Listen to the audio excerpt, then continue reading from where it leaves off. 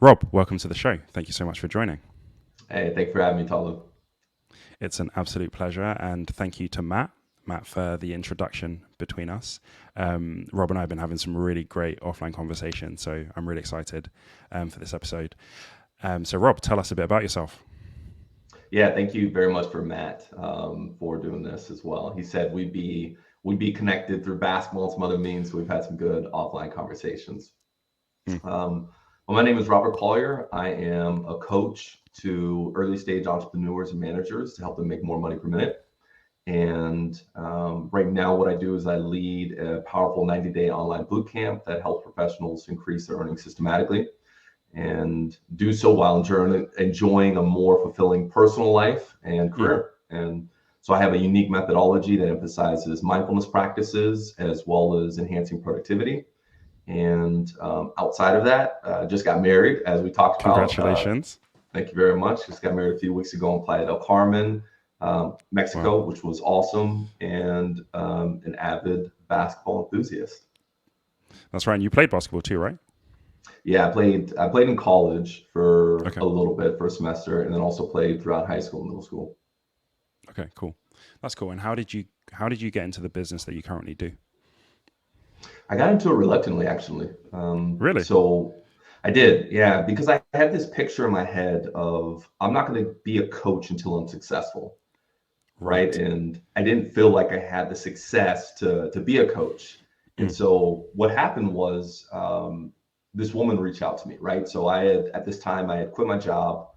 Um, I didn't know exactly what it was that I was going to do, but I knew that I didn't want to work a 9 to 5 job anymore, Mm. at least at that time. I've Mm. since, I'm calm around that, but I decided to quit my job. Didn't know exactly what I was going to do, and fast forward to 9 months, and I found myself in debt, like to the tune of almost $30,000. Wow. I wiped away all of my 401k. And I really didn't know what was exactly what I was going to do. And so I had a woman who reached out to me, and she was just like, Rob, I want your discipline. Can you teach me your discipline? And that was like a phrase that I had heard from so many people before.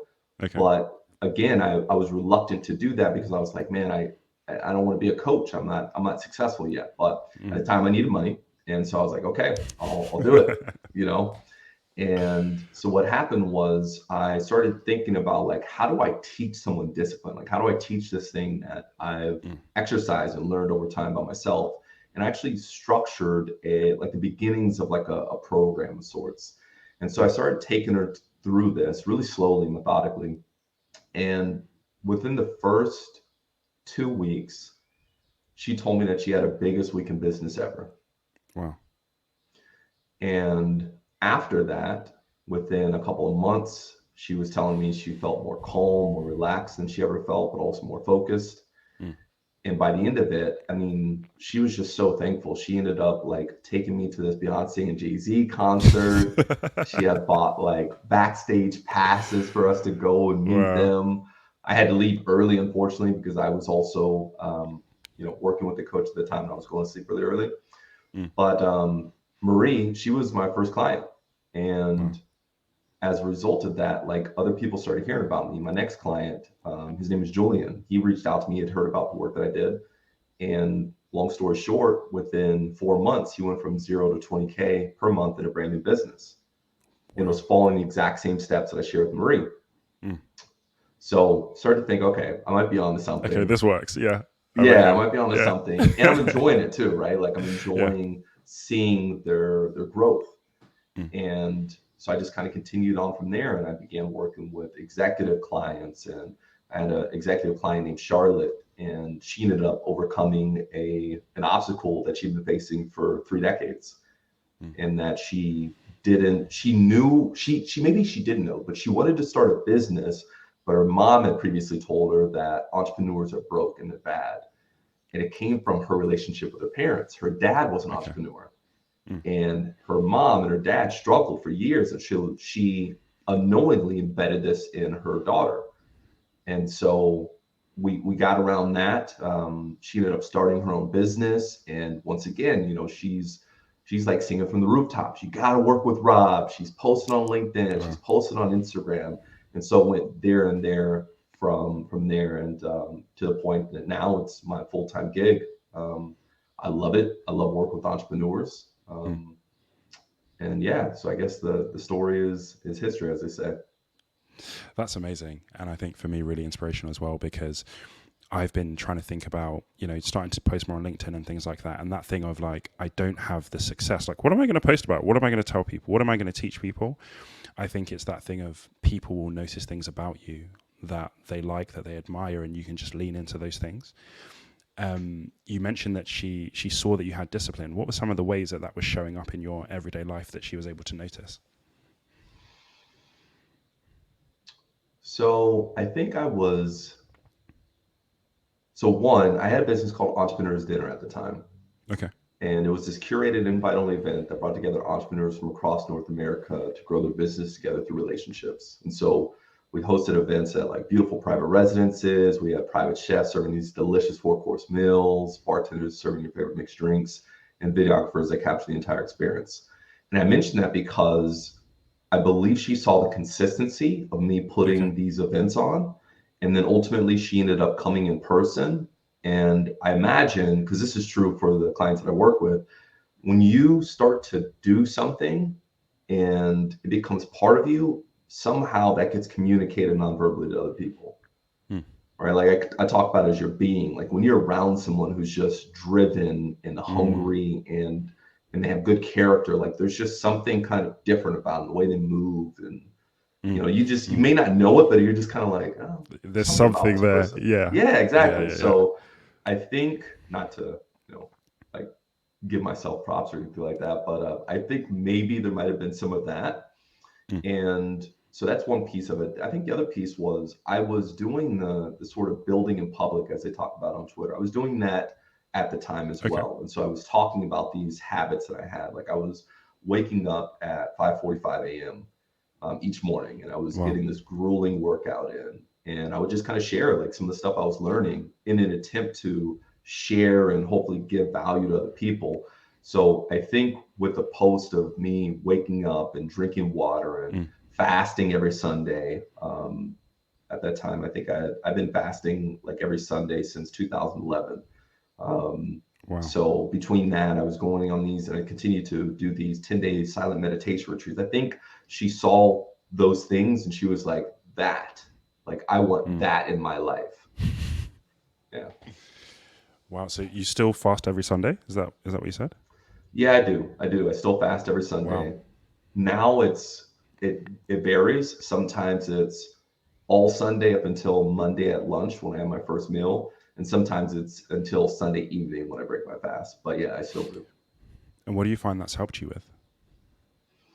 Sundays have been the most productive day for me of the week by far. Okay. I get done in Sunday what it often could take me 1 to 3 days to do. Wow.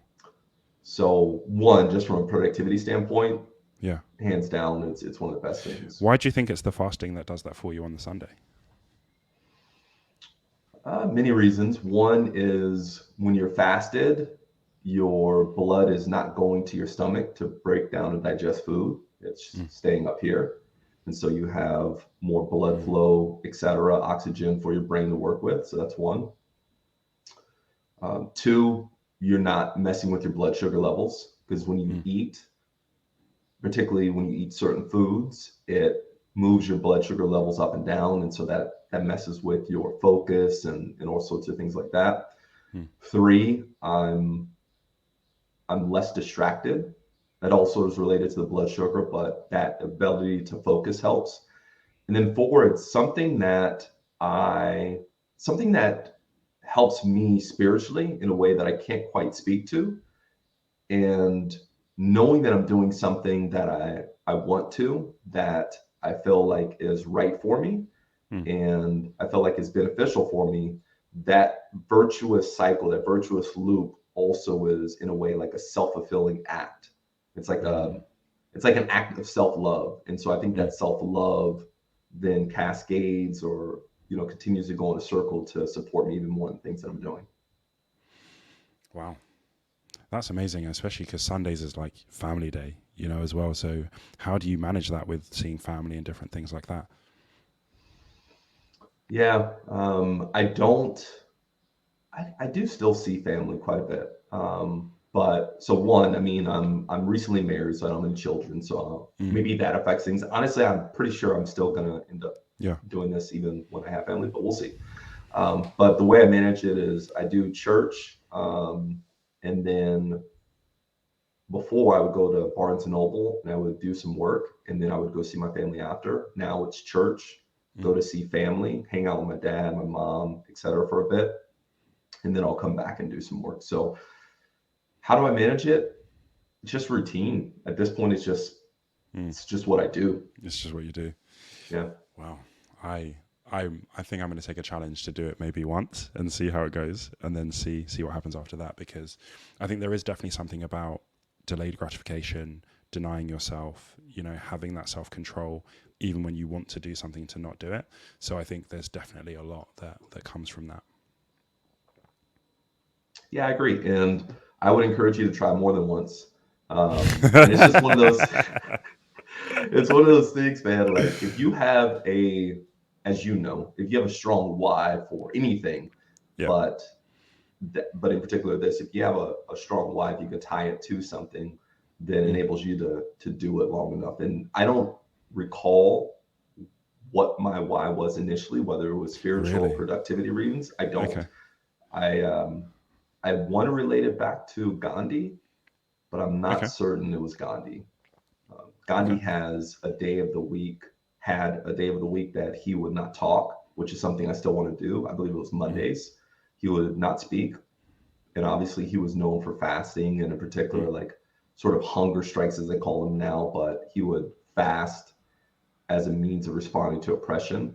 So there might have been some influence from Gandhi. It might have been for productivity reasons, but my why was strong enough to continue with it. And it's one of the better habits that I've developed for sure. And you mentioned about like the silent retreats and things like that. So what does that do for you? Man, it's everything. Really? Yeah, it really is. So what I'm referring to with these silent meditation retreats, for context, is they're 10-day silent meditation retreats. It's 10 days of no talking, no cell phones, no communication with other people, no reading books. It's just meditation. It's sleep, eat, meditate, repeat. That's it. And you're meditating for roughly 10 hours in a day. And the first time I did it in 2011, it was one of the most physically and mentally exhausting things I've ever done. Yeah. And it was the most rewarding 10 days of my life. Wow. And so now what happens is I'll attend these 10-day meditation retreats, and I see the happiest, most joyous people I still have ever seen. Maybe at a wedding, you get that, some semblance of that, but just smiles, just gratitude.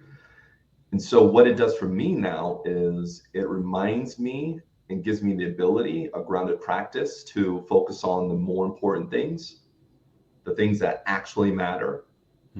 This business stuff and making money and all these sort of things, they're important and they help to accelerate other goals. But for me, the most important stuff is that groundedness, that awareness and evolution in something that's way bigger than my life. So it gives me that reminder and that practice for it.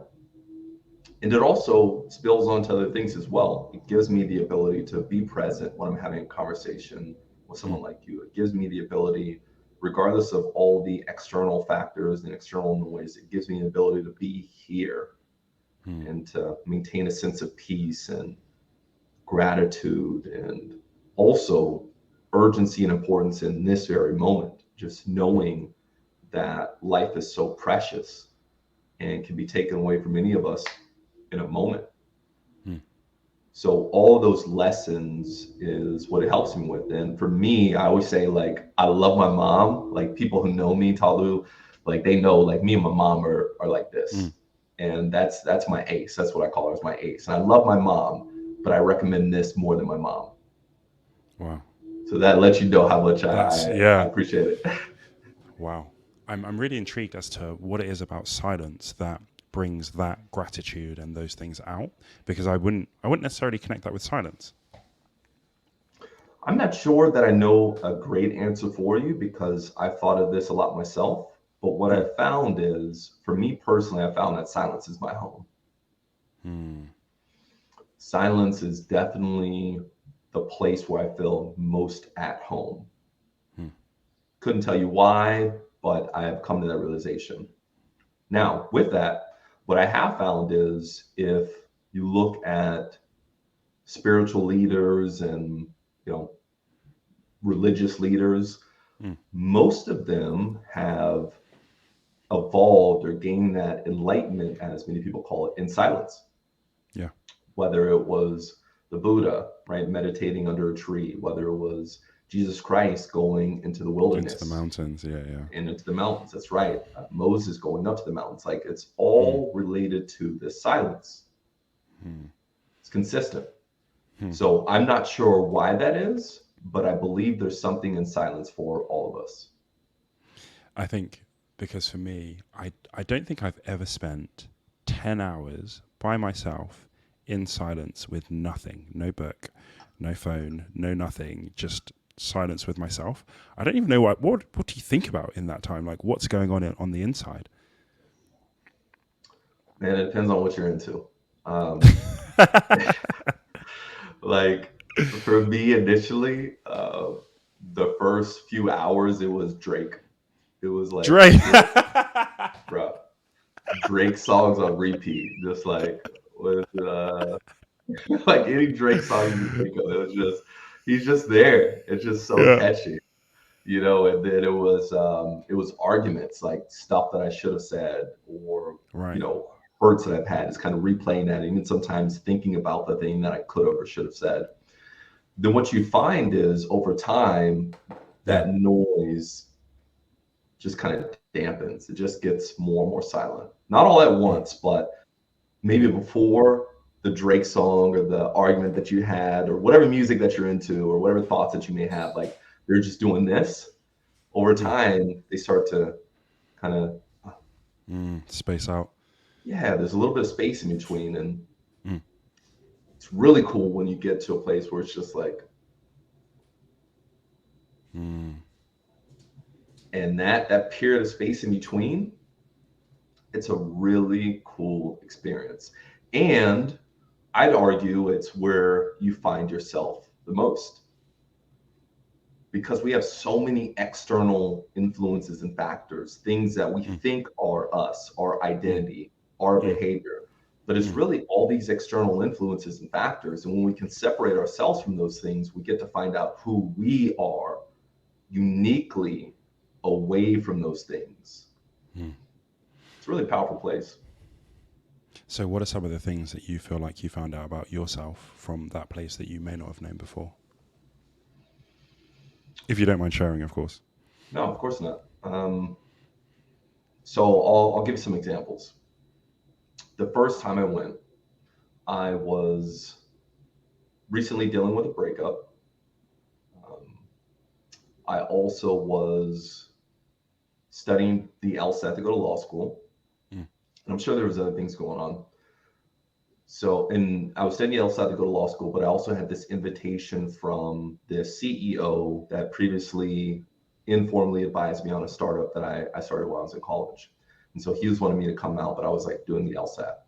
And so I go into this thing, and again, the 10 days, 10 days of 10 hours of meditation. Drake's playing in the back.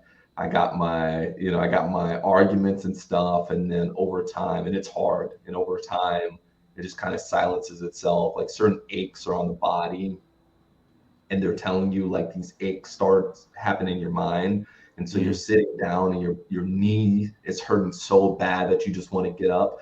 But as soon as you stop meditating, the pain, like, miraculously goes away. You're like, oh man, maybe this stuff really is in my head. Continue. So by the end of it, I'm just ecstatic. I'm just so happy, and I'm so full of joy. And one of the realizations I came to was I didn't want to go to law school.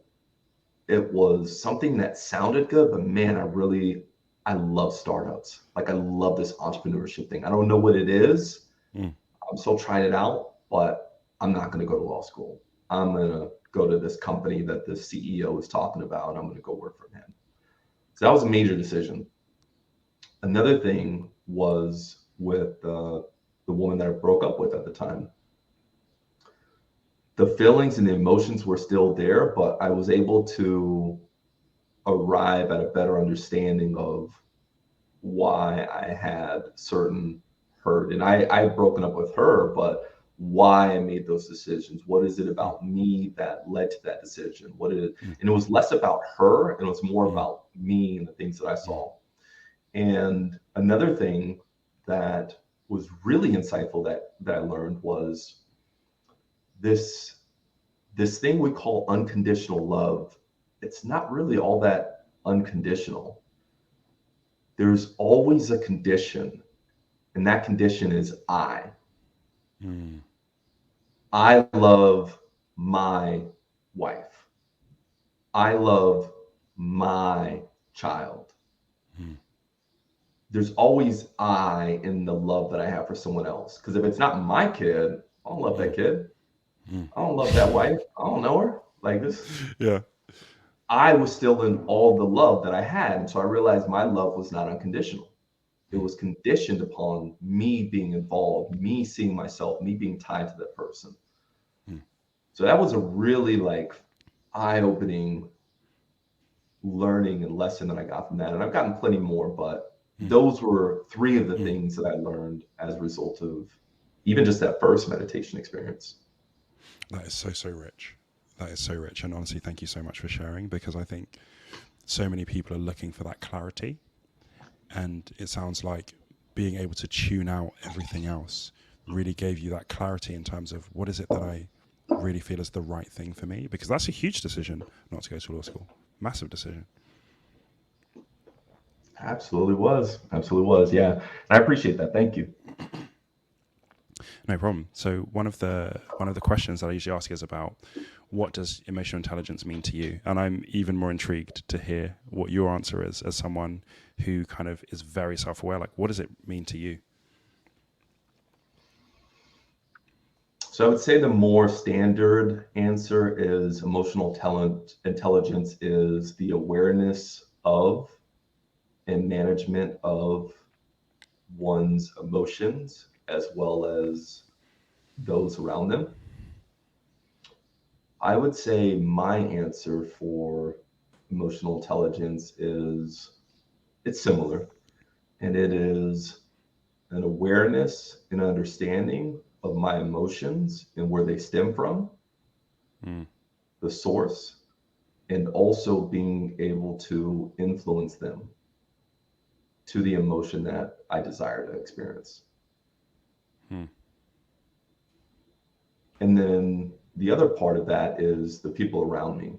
It's also an awareness and understanding of the emotions of those around me, being able to influence them, and also being responsible for the experiencing emotions I have as a result of what their emotions are and what they're experiencing.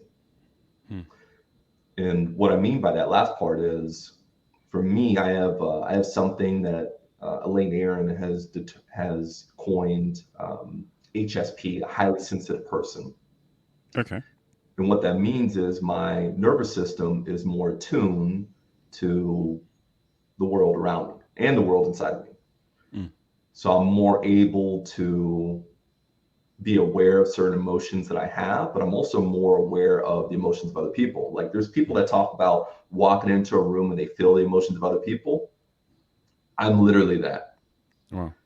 I can quite literally walk into a room, and it's not any magic that I'm doing. I'm sure the meditation helps with it, but I can feel in my nervous system, just somewhere in my body, sensations. I can feel the emotions of other people. And so something that I've had to learn, particularly with my wife, is the emotions of other people is not something that I should take in. I'm responsible for my own emotions. And so that balance, like that tension between those. That's tough. That's tough. Does that, because in a really weird, not quite right way, it reminds me of, what women want, not what women want. Is it, when the guy can hear what women are thinking. Yep, And that's it. With it starts to, Mel is Gibson. it Mel Gibson? Yeah. And at first he's like, this is great because he's got this extra insight. But then after a while, it's like, this is a lot to take on. How does that feel? It's a great question. So it feels like a superpower. And it requires me at times to be more isolated. You asking that leads me to think that perhaps that's one of the reasons why I enjoy silence. Yeah. So it feels great in having a skill of being able to relate to people more deeply and to more deeply understand them and to help them in certain areas while also helping myself. And I think, as I mentioned, the challenge is being able to separate those two and not take too much on. I will say I believe I do a good job of that. And I certainly have opportunities for improvement, especially with my wife. That was a challenging period for a little bit where I didn't know exactly how to separate those things, like her mood and her emotions were impacting me at times. And so I'm learning still how to coexist and live with somebody and not have those emotions to impact me in that way. And, you mentioned about kind of feeling those sensations and then being able to identify that. Are there any of those things that you're able to understand differently that you're able to teach to the people that you coach as well? So can you then tie that up? So, I feel this, I'm seeing this, and maybe that's a cue for how someone feels. Is there something that you can teach other people about that? Or is it kind of, unless you feel that, you can't really tell? I'm sure there is. I'm sure there's a way to deduce and reverse engineer that process. It's not something I do currently. It's not necessarily something. Actually, I have taught about it in a talk I delivered at a museum. So I did talk about it a little bit. So yes, it is something that I could talk about. It's not something I currently do. One of the things that I do right now with my coaching is I do offer individuals the opportunity to learn meditation and mindfulness practices.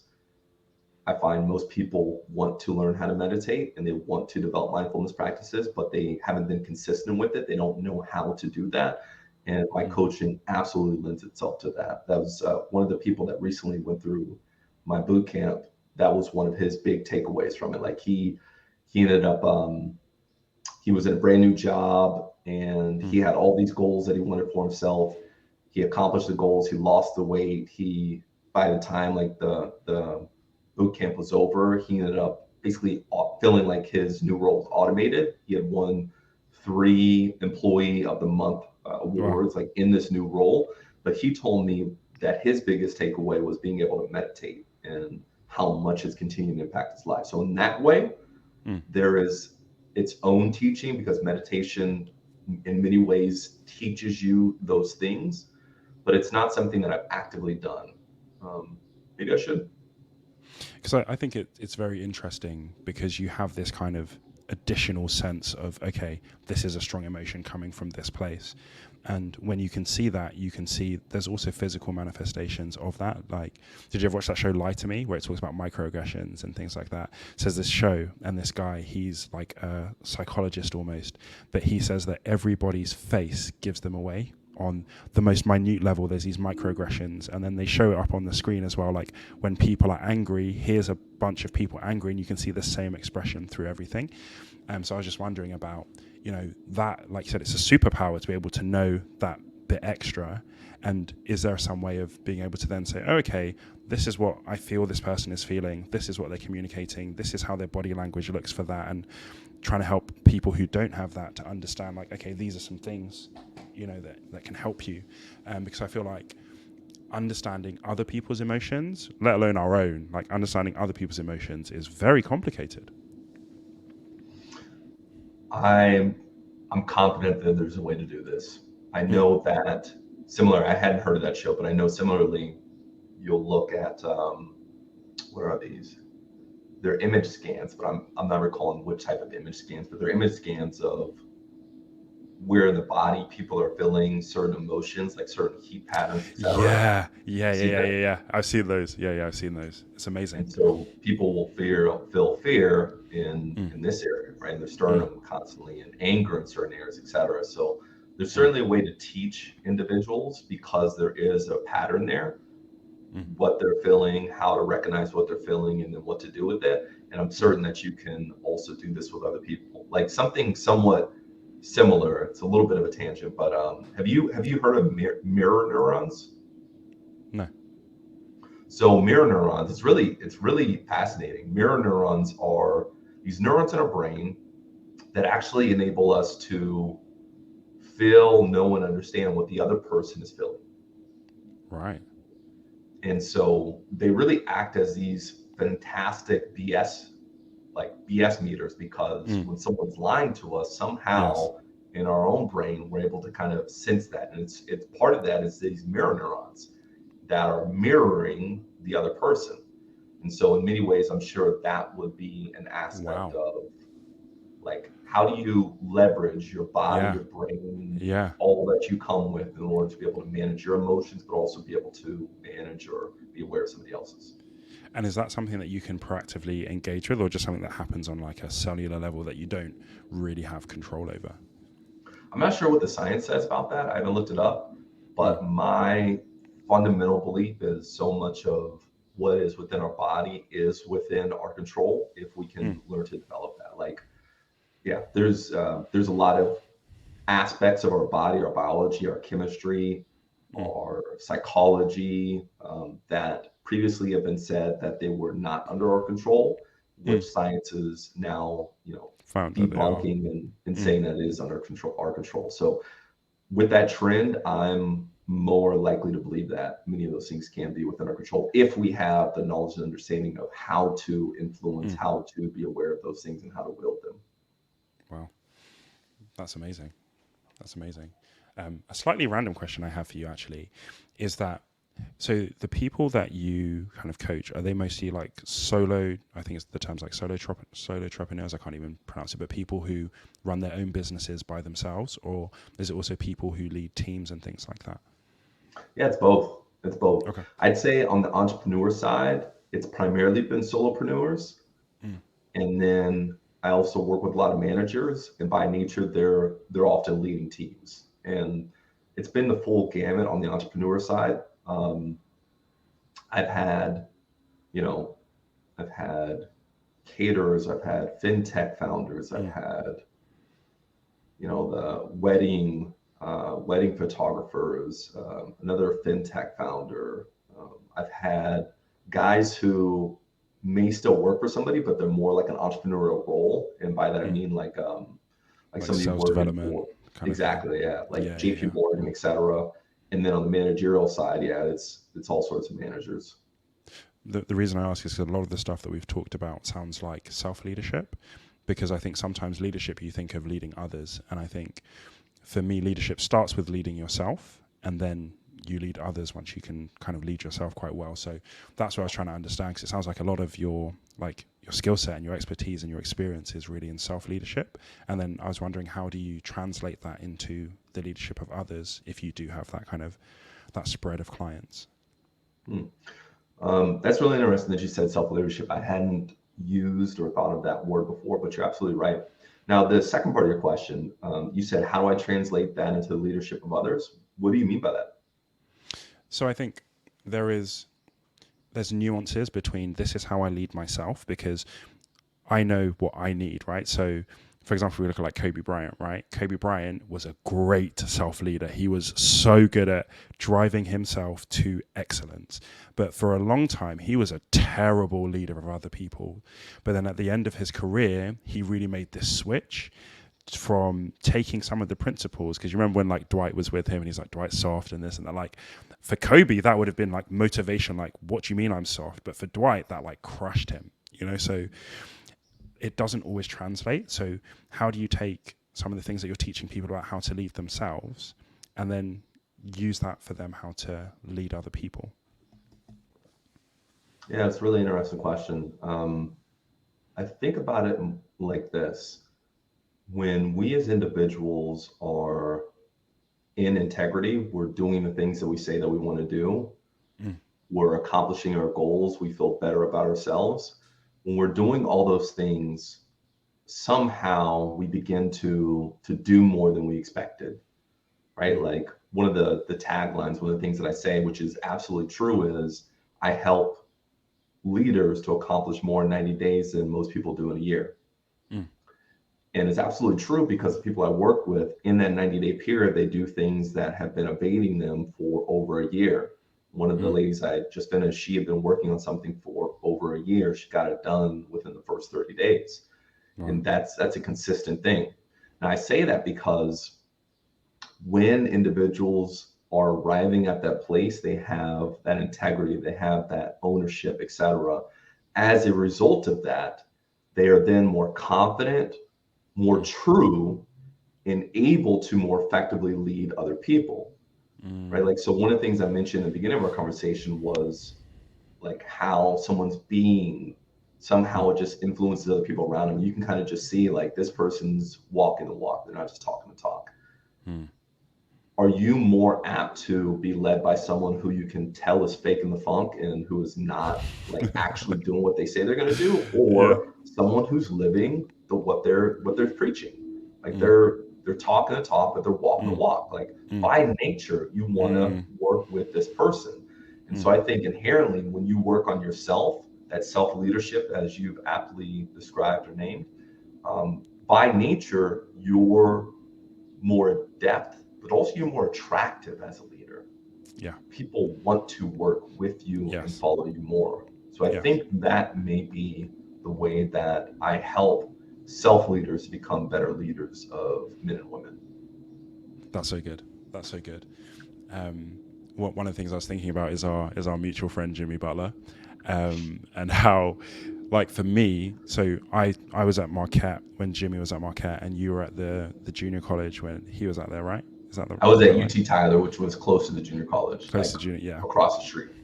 Okay. And one of the things that Marquette has is this Marquette toughness and this grit and this like, we will absolutely grind and grind and grind. We might not be that talented, but we will do the work.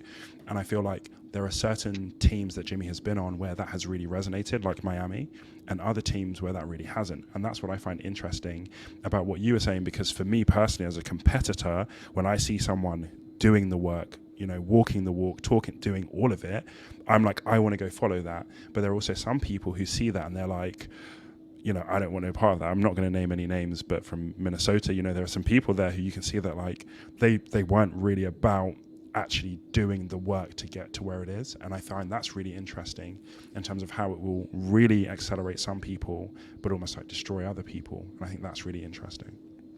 I do too. I know much of that plays into culture and what is the culture that's been established. And I've seen this in the businesses that are created, like it was Entrepreneur's Dinner. Our culture was give first. We made sure that when you walked in there, you had a give first nature, and it reciprocated because people would give each other referrals. They'd find co-founders and partners, investments and deals. Like it was just this give first. And that was a constant thing. It's like, man, these people are really nice. They just want to give. How did you find people like that? Like, how did you identify that this person would be a good or bad fit for that culture? Well, so two things. One is I embodied that first, right? Like, so if the leader of an organization, in that case, a founder of a community, if that person embodies it first, then it's more likely that everybody else is going to follow. And that's similar to what you were just talking about with like the Minnesota Timberwolves, and like their ownership and et cetera. Like they didn't have that at the top. Like No. they just didn't have that at the top. But you look at Miami Heat with Pat Riley, Yeah. it's a different culture. He's So that guy. Yeah. he's that guy. Like he lives that. So that part guy. of it is who is embodying it from the top down. Mm. Like Warriors, we could talk basketball all day. Like the Warriors organization, like Joe Lacob and those folks, like that's winning top down. But so that's one part of it, is who embodies from the top down. And the other piece is then identifying people who fit that, people who are going to fit into that mold. And I don't know that I articulated or dissected certain principles to be able to articulate that back to you, but again, maybe with those mirror neurons, et cetera, you just kind of know. You just kind of know some people who are not going to be a fit. And there absolutely were people, like I had people, one of the things I did in that business was I had about a 45-minute call with every single person who applied to attend.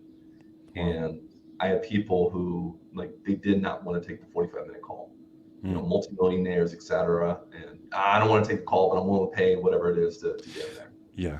Okay. That's not right. Yeah, that's not right for your culture. Yeah. You're just not going to come then. That's fine, but you're not going to be at my event. Like I'm hopeful that you find one that makes a fit. So that type of process, et cetera, finding the right people that fit. Yeah, because you're giving quite a lot. Because for you to give up 45 minutes of your time to every single person, that is a lot of time commitment to make sure that, and that's where, like, I really like what you said about it's a curated event. Like, you've really like handpicked the people that should or shouldn't be there. And that's what you're talking about, like the giving from the top. That's you giving your time to make sure that it works. Yeah, exactly. And it starts with, who is that person at the top? Are they talking the talk? Are they walking the walk? Like, are they living it out? Definitely. And we were just talking about basketball. Is there anything that you've learned about emotional intelligence or leadership through what you've been through in basketball? Oh, of course. Things that come to mind. Let me think for a moment.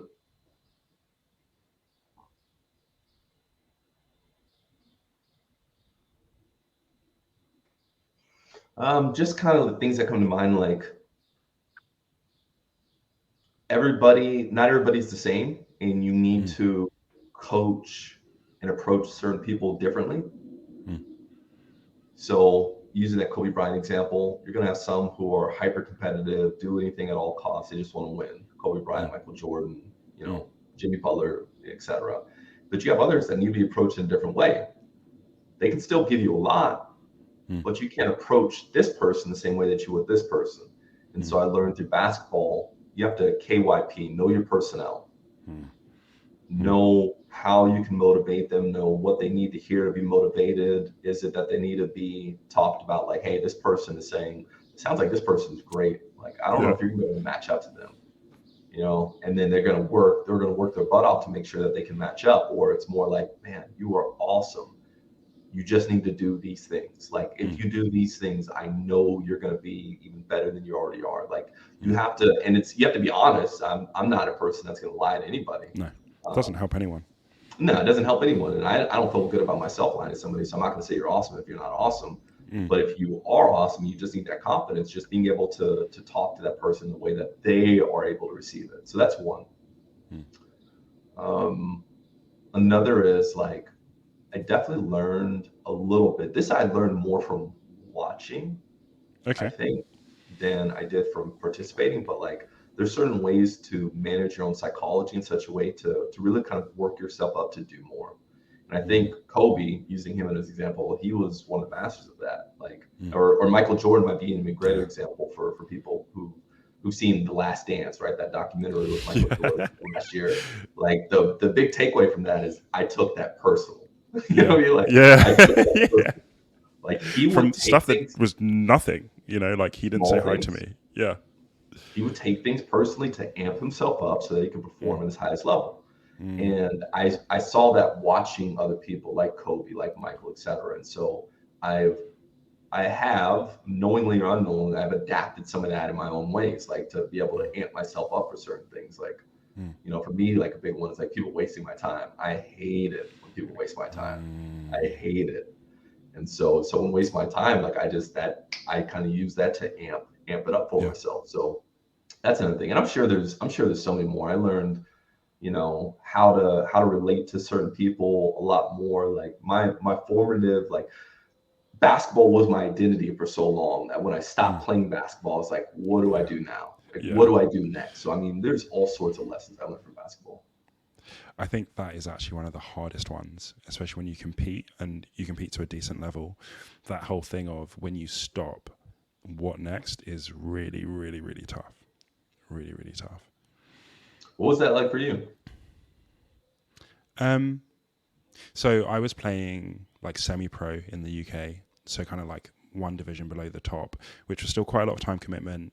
You got decent crowds in the UK, so like it's a really cool lifestyle. And then it was quite like random. Like I was just starting to get more in the rotation, all that kind of stuff. And then I just felt like on the inside, like it's time to stop. And I was like, okay, why? I don't understand. But I just, when you just know that it's time to stop. And it was just the weirdest feeling because I'm 6'6", so everyone here is like, do you play basketball?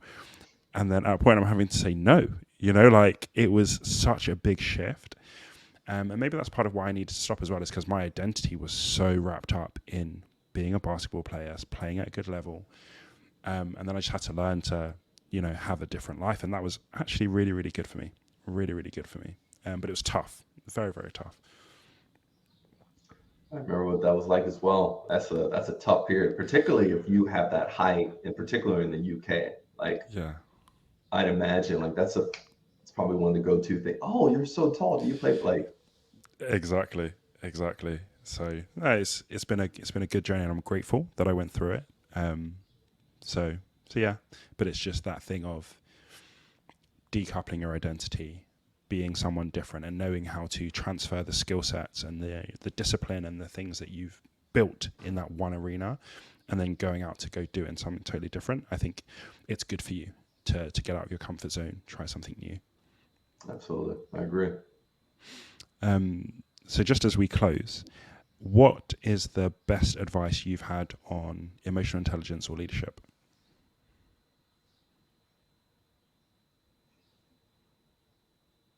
The first thing that came to mind is be more concerned with your character than you are with your reputation. Interesting. Your character is who you really are. Your reputation is what others think about you. It's who people think you are. Interesting. I love that.